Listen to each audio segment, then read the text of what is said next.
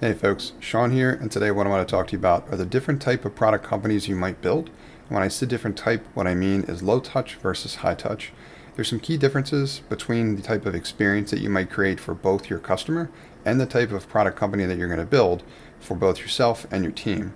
And I'm going to start by kind of categorizing each in terms of what are some of the more important or typical characteristics you might see in each of these, and then sharing some examples with you. I also want to talk about how you can become more of one or the other, as in you don't have to remain in either of those categories indefinitely.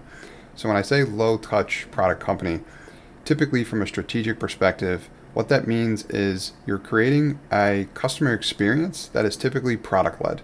And when I say product led, what I mean is your customer's first experience with your product is typically the product, as in they will go right into using the software, and that's kind of their first experience with your product and your company. Also, from a pricing model perspective, low touch products often leverage simpler models, as in customers might pay the same amount on a given month or year in order to gain and maintain access to your product. Now, an example of a low touch product I would like to use is Calendly, something I've used for years. I get a lot of value out of it, and it's relatively simple. Calendly, if you're unfamiliar, it helps you with essentially that what can become a merry-go-round of trying to figure out how to get everybody synced up so that they can meet at a time that's mutually available for both of them. So it helps you with managing your calendar. But the use of the Calendly product is rather simple. As such, it fits well into the low touch product category. Now, on the other hand, a high touch product, from a strategic perspective, you're usually leveraging a model similar to being sales led, as in your customer's first experience with your product is actually through your team. So they will meet with sales team or someone to figure out what onboarding them might look like or qualifying them as a prospect, because a high touch product is typically more complex. It's got more moving parts. The whole experience is difficult to kind of just dump a customer into and enable them to be able to figure it out. Also, the product itself isn't the only thing that's more complex. Almost everything is. The pricing model as well, as in gaining and maintaining access to a high touch product typically involves multiple components. There may be an implementation fee, there may be ongoing costs, there may be contracts with commitments that may go beyond a year, so the contracts may be relatively inflexible and rigid. So those characteristics typically speak to what we consider to be a high touch product. An example of a high touch product in this instance might be something like Salesforce. If you've never used Salesforce before, it's a heavy duty CRM, but they, as a company, own a ton of other products as well too. So navigating kind of their environment gets complex fast. As such, some of your early contact with a company like Salesforce, if you're interested in a product like that, is usually with someone on their team. Now, like I said earlier, just because your product is delivering one or the other of these type of experiences or falls into either category, either low touch or high touch today, doesn't mean it necessarily needs to stay there.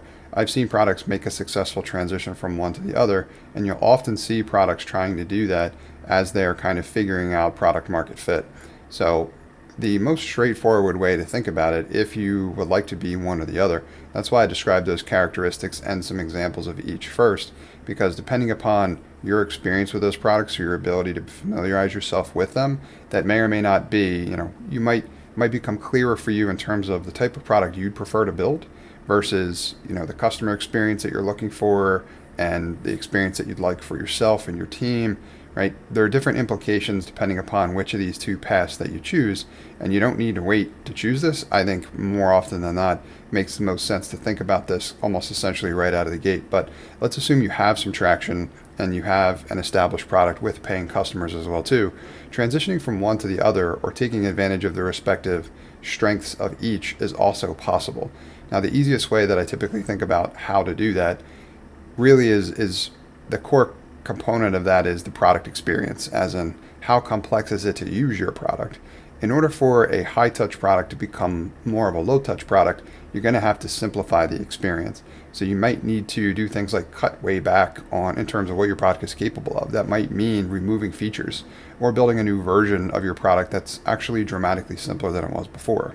This isn't necessarily a bad strategy. There's obviously some engineering involved here, but what you can do is if you kind of got out of the gate with more functionality than you were expecting to, and you have some early traction, what I'd recommend you take a closer look at is where are you having that traction? As in, where Are your customers the most active with using your product, and what are they getting the most value out of?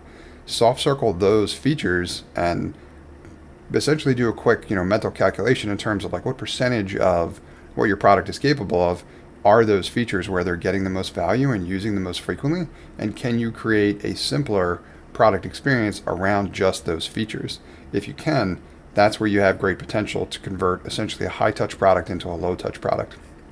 I know on the other hand, if you have a low touch product and you kind of want to go beyond where you are, some often may want to do that depending upon if they want to raise their prices or they want to scale their product company, things like that.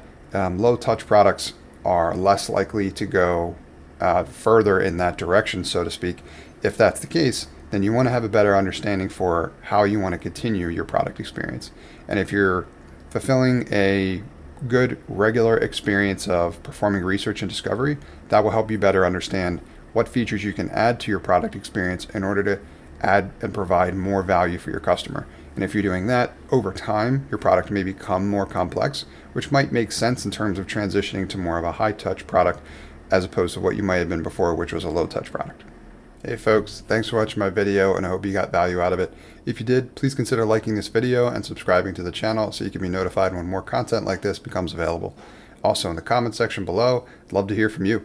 What type of product would you like to build and why would you choose low touch versus high touch?